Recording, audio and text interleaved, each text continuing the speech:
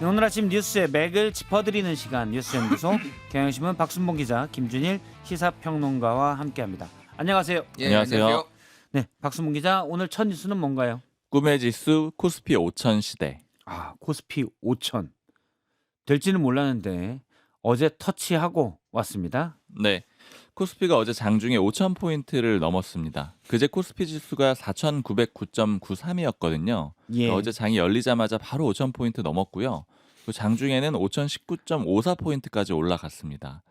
그러니까 이제 전날 종가 대비로는 2.23%까지 오른 수치가 나왔어요. 이제 그렇지만 5천이 딱 실현이 되니까 차익을 실현하려는 매물들이 좀 나왔거든요.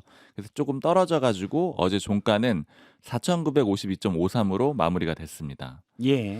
그럼 어제 왜 이렇게 올랐느냐? 역시 반도체 대용주가 끌어올렸거든요. 삼성전자가 장중에 15만 7천 원까지 올라갔고요. 이거 역대 최고가입니다. 이제 다만 역시 아까 차익 실현 매물이 좀 있었다라고 했잖아요. 종가에서는 15만 2,300원으로 마감을 했는데 이제 소위 15만 전자에 안착을 하는 그런 상황이 됐고요. 예. 삼성전자는 단일 종목으로는 처음으로 그 시가총액이 1,000조 원을 넘기기도 했습니다. 그리고 SK 하이닉스도 장중에 78만 원을 돌파를 했고요. 예. 4천에서 5천까지 올라가는데 얼마 걸리지도 않았습니다. 많은 분들이 조정이 좀 되면 들어가야지 하고 계신 분들 그냥 막 올라가서 타지도 못했어요. 네. 저도 아예 올라타질 못하고 있는데 예. 작년 10월 27일에 코스피 4천을 달성을 했거든요. 그리고 3개월이 좀 안 돼가지고 5천이 바로 달성이 된 겁니다. 근데 전체 이 코스피의 여정을 보면은 역사를 보면은 오히려 이제 박스피라는 그런 별명이 있을 정도로 좀 지지부진했을 때가 꽤 길었었거든요. 박스피라는 거는 웬만한 범위 안에서 네. 박스권에서 계속 움직이고 있다 예, 이런 박스에 얘기죠. 갇혀 있다라는 그런 의미가 되는 건데 음. 1980년 1월 4일에 시작을 했어요. 100포인트로 시작을 했거든요. 그리고 나서 1000포인트를 넘긴 게 노태우 정부였던 1989년 3월입니다. 9년 정도 걸려서 1000포인트를 넘은 거고요. 그랬는데 1997년에 다들 아시다시피 IMF 외환위기를 겪잖아요. 그래서 예. 오히려 반토막이 납니다. 500포인트 아래로 떨어지게 되고요.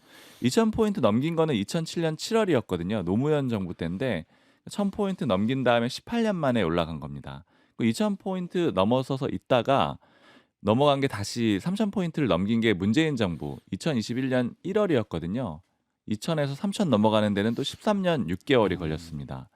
그리고 나서 이재명 정부 들어서서는 1년 사이에 3천을 다시 회복한 다음에 4천 넘고 5천 넘고 지금 1년 사이에 이런 결과들이 나타나서 최근에 굉장히 빨리 올랐다 이렇게 볼 수가 있을 것 같아요. 이렇게 빨리 오른 이유는 뭘로 봐야 될까요? 크게 요약을 해보면은 대외 환경도 좋았고 정부가 적극적인 정책도 썼다 이렇게 볼 수가 있는데요. 지금 기본적으로 산업적으로는 그럼 AI 기술 발전, 뭐 AI 생태계가 올 것이다 이런 기대감이 굉장히 크잖아요. 로봇 예. 기술도 발전을 하고 있고요. 그 주축 거기에 이제 근간이 되는 게 반도체인데 우리나라가 반도체 기업들이 좀 강한 나라잖아요. 이것이 좀 반영이 됐고요. 음. 그다음에 정부의 정책, 특히 이제 이재명 대통령의 공약이기도 했거든요. 코스피 5천 달성은요. 그래서 그 예를 들어서 뭐 상법도 두 차례 고치고 배당을 유도하고 또 뭐 대주주 요건을 완화하는 여러 가지 법적인 조치들을 했습니다.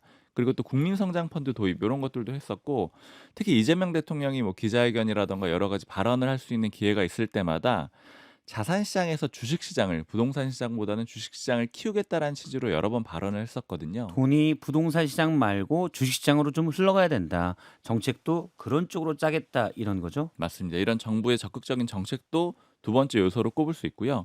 세 번째로 역시 좀 가장 크다라고 볼 수 있는 거는 대외 여건일 것 같아요. 음. 유동성이 굉장히 많이 풀렸거든요. 전 세계 돈이 많이 풀렸다라는 건데 유가도 낮았고요. 특히 이제 미국 같은 경우에는 기준금리를 계속해서 낮춰왔거든요. 그러니까 전 세계적으로 돈이 많이 풀릴 것이다. 이런 기대감이 증시에 영향을 줬을 걸로 보입니다. 예.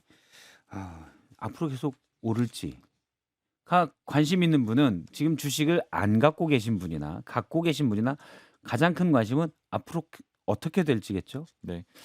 일단 저는 예측할 수가 없는데 일단 정부나 여당 같은 경우에는 계속해서 코스피를 올리기 위한 노력들을 하고 있어요. 그건 제도적으로. 맞습니다. 어제 이재명 대통령이 그 코스피 5천을 딱 돌파한 날이잖아요. 이때 민주당에 코스피 5천 특위가 있습니다. 예. 여기 만나가지고 뭐 여러 가지 얘기들을 나눴는데 뭐 예를 들어서 이제 3차 상법 개정도 조속히 추진을 해야 하고 그다음에 뭐 관련해 가지고 소위 말하는 민주당에서 주가 누르기 방지법이라고 하는데 뭐 상속세나 증여세법 개정안 이런 것들도 빨리 음. 처리를 해야 된다 이렇게 얘기를 했기 때문에 정부에서 제도적인 보완은 계속 해나갈 걸로 보입니다.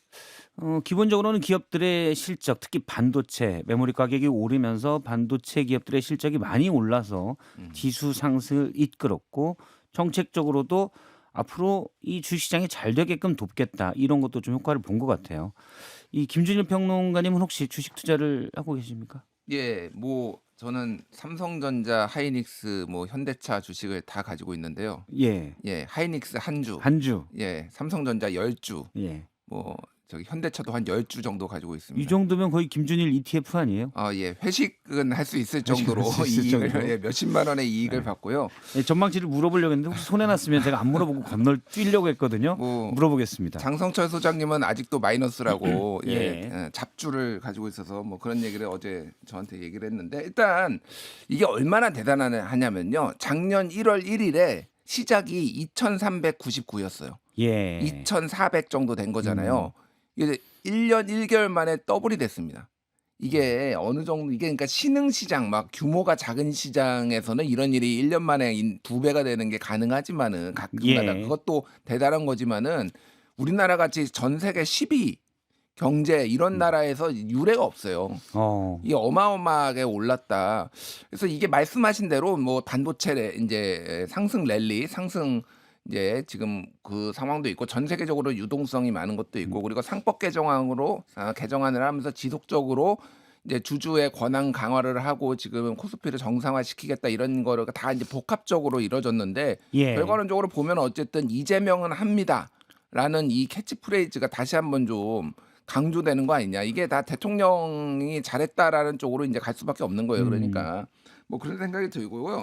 원래 임기 내 5천 이렇게 얘기를 음. 했었는데 이게 뭐 7개월 만에 예. 이렇게 돼 버렸어요. 그러니까 민주당에서 처음 코스피 5천위원회 막 할 때 이게 우리도 일단 최선을 다한다라는 이런 취지였어요. 그러니까 5천이 될지 안 될지는 솔직히 잘 모르겠다 하지만은 하면은 임기 내에 될 수도 있다 정도였는데 지금은 이제 6천, 7천 얘기가 나오고 있고 지금 추가적으로 법안들이 지금 계속 줄줄이 대기하고 있습니다. 예. 일단은 지금 3차 상법 개정안을 설 연휴 전에 이미 이제 처리를 한다라는 거예요. 이거는 자사주 소각 의무입니다.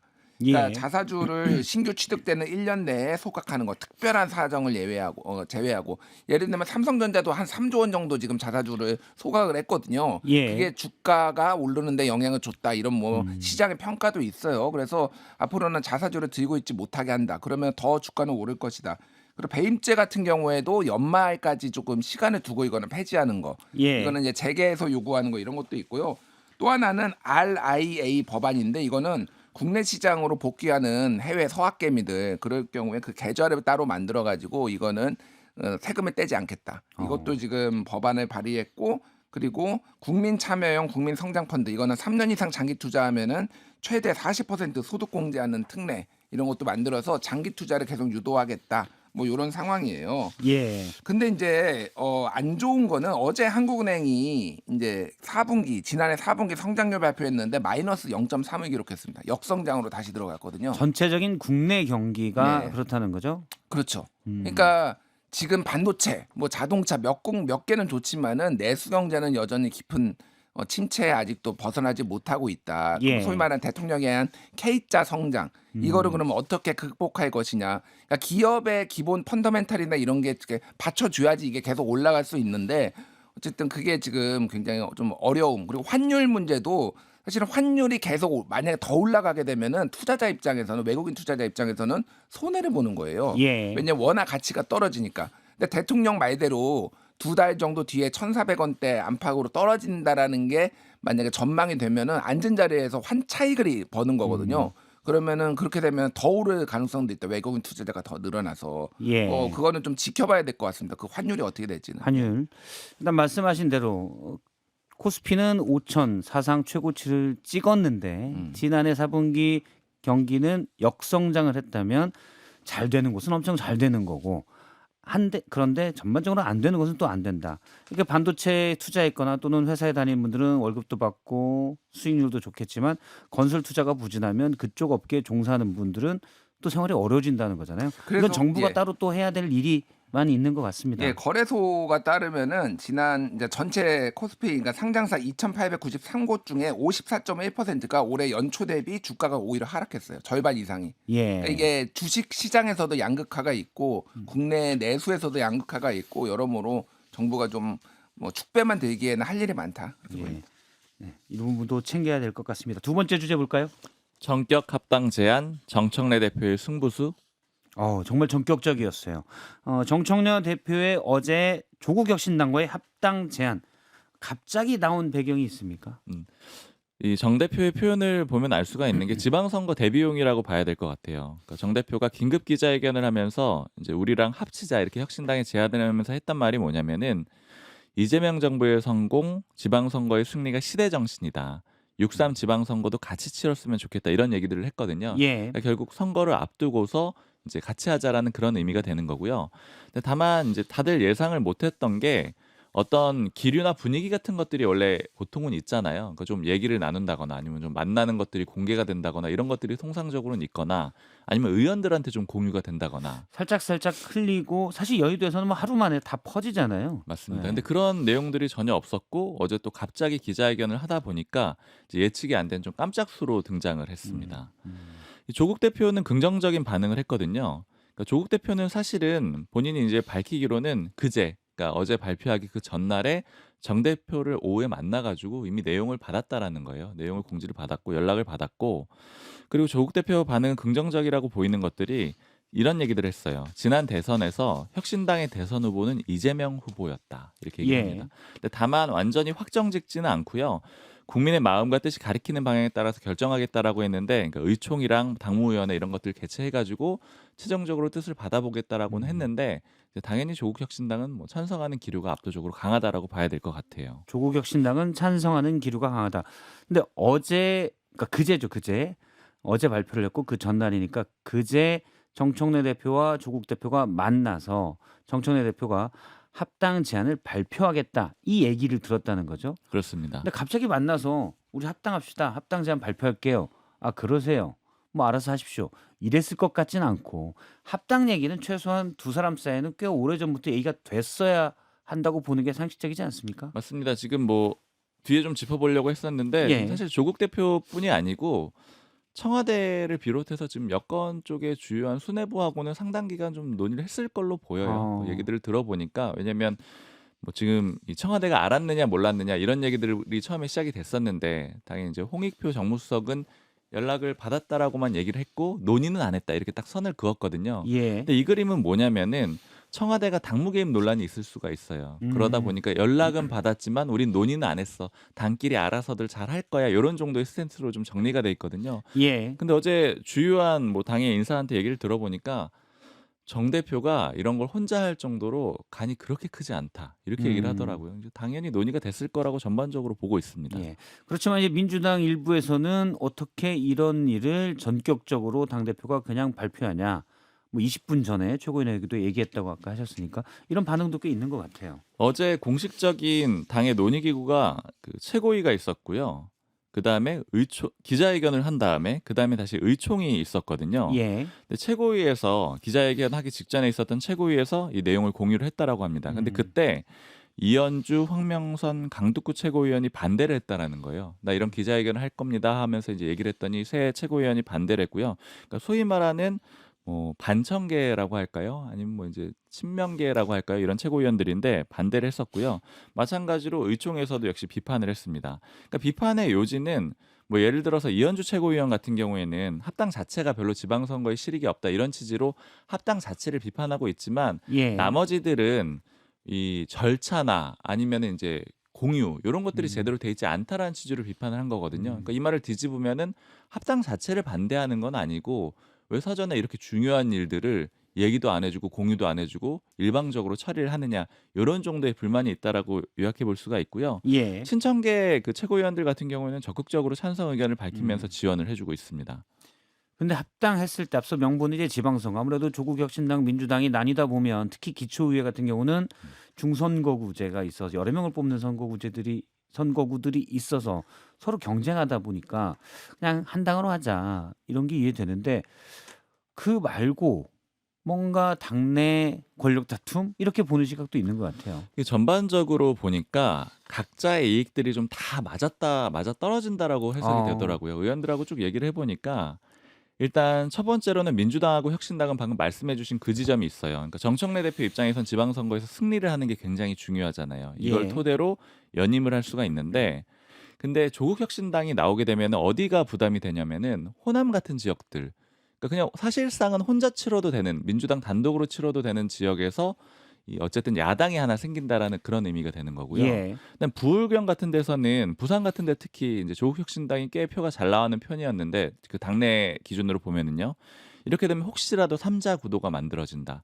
이런 경우에 역시 또 부담이 될 수가 있기 때문에 좀 지방선거 압승을 위해서 좀 유리하고요. 반대로 조국 혁신당 같은 경우에는 사실상 지방선거에서 자생력이 그렇게 크지는 않다라고 보거든요. 그러면 그 성적표를 받아봐야 되는 상황이 오게 되면은 당이 또 굉장히 어려워질 수가 있게 되겠죠. 예. 그리고 거기에 더해서 조국 대표는 이제 보궐선거 의원으로 소위 말하는 배지를 달아서 들어와야 되는 상황이 될 텐데 이걸 위해서 반드시 필요한 단계가 되는 거고요. 그래서 이제 여기서 제일 궁금한 게 저는 그러면 이재명 대통령은 뭐가 좋을까? 요 부분이 그러네요. 궁금했거든요. 근데 이재명 대통령이 뭘 했느냐 이렇게 물어봤더니 모 의원이 하는 얘기가 이재명 대통령이랑 좀 일을 오래 해봤던 의원인데 하는 얘기가 이재명 대통령은 언제나 경쟁 체제를 좋아한다라는 거예요. 후계 구도는 복잡할수록 이 현 체제는 안정적이라는 거죠. 예. 지금 정청래 대표 독주 체제라고 치면 예를 들어서 조국 대표가 들어오게 되면은 경쟁 체제가 만들어지는 거고 뭐 향후에 여러 가지 이제 뭐 전당대회라든가 영향을 줄 수가 있잖아요. 그리고 이런- 올 8월에 있을 전당대회에 뭐 정청래 대표 그리고 김민석 총리가 전당대회에 뛰어들 거다. 이번에 당 대표가 되면 다음 총선 그리고 대선까지도 어느 정도 리더십을 가져갈 수 있기 때문에 그런 얘기들이 많았는데 여기에 뭐 이번 전당대회는 모르겠지만 어쨌든 조국 대표도 참여할 수 있다라는 거죠. 맞습니다. 그리고 여기서 그러면 정청래 대표는 뭐가 좋냐? 선거 승리를 하면 또 좋을 수가 있거든요. 뭐 이런 식으로 각자의 이익과 손해가 조금씩 섞여 있다고 보는 겁니다. 알겠습니다. 김준일 평론가. 네. 예. 그 일단 합당이 될까요? 합당이요. 뭐 제가 허락해서 뭐 될 거 안 될 건 아닌 것 네. 같고요. 근데 이게 단순히 지금 최근에 결정된 건 아닌 것 같아요. 지금 여러 언론 보도라든지 지금 저도 정치권에서 좀 얘기를 들어본 거 보면은 최소 한 달 이전부터 얘기가 나왔다. 그리고 조국 그 정청래 조국 두 대표가 만난 게 11월 말이에요. 11월 26일인가 그때 만났어요. 예. 그때까지만 하더라도 합당 얘기까지는 없었고 그때 기억하실지 모르겠는데 조국 대표가 정치개혁 민주당 약속 지켜라. 그러니까 정청래 대표가 아, 그 약속 내가 한 거 아닌데? 뭐 그렇죠. 이런, 예, 기억합니다. 뭐 이런 얘기도 하고 약간의 신경전이 있었어요. 당시 원내교섭단체 요건을 완화시키는 거죠. 예, 그 약속을 맞습니다. 지켜라. 예. 그래서 어쨌든 이게 지금 최근에 급물살, 뭐 조국 혁신당은 당 지지율이 3% 안팎에서 벗어나지 못하는 뭐 이런 상황도 있고 그래서 지방선거의 전망이 불투명한 거, 뭐 여러 가지로 그래서 합당으로 호랑이를 잡으러 좀 들어가서 뭔가 이제 그 당내에서의 어떤 개파로서 좀 자리 잡으면 하려는 것 같은데 방금 얘기했듯이 지금 언론마다 지금 혼선인데 대통령의 뜻이 뭐냐 이거를 가지고 그러니까 쉽게 얘기하면 정청래 단독 플레이냐 아니면 대통령하고 협의를 한 거냐 이거가 지금 민주당 내에서는 가장 큰 논란인 것 같아요. 예. 근데 지금 뭐 국민일보 보도도 그렇고 여러 언론 보도를 보면은 정청래 대표가 야 이걸 내가 어떻게 혼자 합당 결정하냐 오픈할 수는 없지만은 다 상의했어 다 했어 이렇게 예. 얘기를 지금 계속 하고 다녔다라는 그러면 거예요. 지금 강력하게 갑자기 이렇게 하면 어떡해? 라고 하는 분들은 얘기를 못 들은 분들이라는 거네요. 그렇죠. 그러니까 오히려 지금 너무 개인 정치한다. 단독 뭐 이런 비판도 있고 막 이현주 예. 의원은 진퇴까지 지금 고민해야 된다. 퇴진 여부까지 막 이런 얘기까지 하는데 어떻게 보면 이게 청와대의 뜻. 왜냐하면 청와대가 만약에 개입을 했다라고 하면 이건 큰 논란이에요. 당 합당하는 문제까지 그럼 당무 개입 아니야? 이런 논란이 있으니까 어느 정도는 교감을 하고 뒷짐을 지고 정청래 대표가 추진하는 이런 모양새가 아닌가. 근데 좀 더 좀 당내 상황을 지켜봐야 될 것 같아요. 예. 알겠습니다. 이 부분 잠시 뒤에 민주당의 한민수 당대표 비서실장 인터뷰가 예정돼 있으니까 한민수 실장에게 좀 더 물어보도록 하겠습니다. 세 번째 주제 볼까요? 장동혁 대표 8일 만에 단식 중단.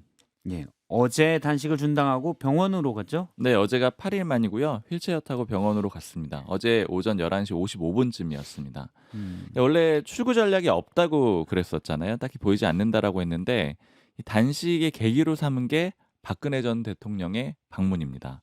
박근혜 전 대통령이 어제 농성장을 찾아가지고 걱정이 많다. 그리고 정부 여당이 이렇게 단식을 하는데 아무런 반응 안 하는 거는 정치 도의상 있을 수가 없는 일이다 이렇게 얘기를 하면서 예. 오늘 단식을 멈추고 건강을 회복했으면 하는데 그만두겠다고 약속을 해달라 이렇게 얘기를 하거든요. 그랬더니 장동혁 대표가 그렇게 하겠다라고 하면서 단식 중단이 쭉 이어졌습니다. 근데 이 상황이 그 요인으로 봤을 때는 원래 이렇게 단식을 시작을 했던 게 소위 말하는 쌍특검을 수용해달라고 여권에 촉구하는 내용이었거든요. 예. 공천헌금 특검, 통일교 특검 이거 받아달라고 한 건데 지금 여당에선 이거 받을 생각은 아직 없는 상황이고 변화가 없는 상황이거든요. 그래서 박근혜 전 대통령의 그 방문을 계기로 한 것이 결국에는 이제 목적을 달성하지 못한 것 아니냐 이런 평가도 있고요. 다만 얘기들을 좀 들어보니까 당권파 쪽에서는 얻을 건 다 얻었고 특히 보수에서 가장 상징성이 큰 올러가 왔을 때 뭐 이걸 계기로 삼았다 이렇게 얘기를 하고 있고요. 반면에 비판적으로 보는 쪽에서는 이게 결국에는 내부용 단식이었다라는 걸 인증한 게 아니냐. 내부용 단식이면 어떤? 지금 한동훈 전 대표의 징계 문제라던가 이런 것들로 지금 당이 시끄러운 상황이잖아요. 그러니까 보수 그리고 자신의 리더십 비판받고 있는 이런 상황들을 다 타개하기 위해서 결국에는 단식을 했던 것이고 이 문제들이 대부분이 방문을 하면서 종료가 되니까 같이 단식을 끝낸 게 아니냐 이런 지적도 함께 있습니다. 예. 내부적으로는 결속이 장 대표 중심으로 되긴 했다라는 평가가 있는 거죠. 네. 이 부분 좀 짚어보도록 할까요? 예. 네. 황교안 대표도 단식했었어요. 정확하게 똑같이 8일 8일. 했고요. 그때도 다 찾아오고 뭐 내가 결국은 실려가면서 중단이 됐지만은 그때도 리더십을 회복했다라는 평가가 있었지만은 결국은 본인이 해야 되는 숙제를 안 하고 엉뚱한 거를 한 거죠. 그러니까 그때도 그 탄핵 이후 박근혜 탄핵 이후에 당을 어떻게 재건할 것이냐, 강성보수랑 선을 그을 것이냐가 과제로 주어졌는데 그걸 못 하고 결국은 총선에서 졌거든요. 예. 그럼 이게 지금 황교안 뭐 아닌가 장도혁 대표도 지금 리더십을 회복했다고 하지만 며칠이나 갈 것이냐 그 리더십이 그리고 당이 승리하는 리더십이 될 것이냐에는 물음표가 남아 있다 이렇게 봐야 될 것 같고 점점 황교안의 길로 가고 있다 여러모로 예 그렇게 보입니다. 뭐 김준일 평론가님이 얘기했나요? 그 황교안의 단식으로 갈지 드루킹 특검을 만들어낸 김성태의 단식으로 갈지 예. 이 부분 얘기했는데 점점 황교안 쪽으로 간다는 거죠? 예, 뭐 그렇게 날짜도 8일로 똑같고 뭐 방식도 결국은 얻어낸 게 없잖아요. 빈손이잖아요. 지금. 예. 그러면 이제 단식 끝냈으니까 일단은 병원에 가 있고 24일 이후에 한동훈 전 대표에 대한 제명 결정을 일단 윤리위가 내렸는데 최고위원회에서 의결하려면 재심 기간 동안 보는데 그게 24일 이후죠. 26일로 원래는 최고위원회가 거기에서 할 거라는 예측이 유력했는데 지금은 계속 연기될 것 같아요. 일단 장덕 대표가 그때 예. 최고위원회 합류 못할 가능성이 높거든요. 건강 때문에. 예, 건강 때문에. 그래서 좀 더 연기를 하면서 상황을 보지만 결국은 제명될 거라고 봅니다. 강성 지지층이 제명 안 시키면 난리 날 거예요. 거기는. 예. 알겠습니다. 오늘 여기까지 듣도록 하겠습니다. 박순봉 기자, 김준일 평론가 고맙습니다. 감사합니다.